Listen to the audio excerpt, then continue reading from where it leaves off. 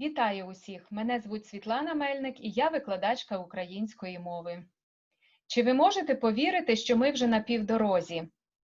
Час плине так швидко. Погляньмо на події у понеділок, 29 червня. Починаємо з арабського кулінарного клубу вранці. У другій половині дня в мовній майстерні відбудеться інформаційна сесія з послом Лу Фінтором з Державного департаменту. Він розповість про віртуальне стажування з закордонних справ для студентів, яке вже пройшли багато студентів з минулої майстерні, а також про інші можливості для вивчення мови. Ми закінчуємо день презентацією культури угорського клубу. До уваги студентів першого курсу китайської мови, першого та другого курсів російської та всіх рівнів арабської.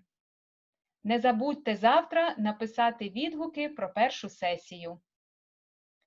Веб-сайт для відгуків буде відкрито з 9 години ранку до 9 години вечора у вівторок.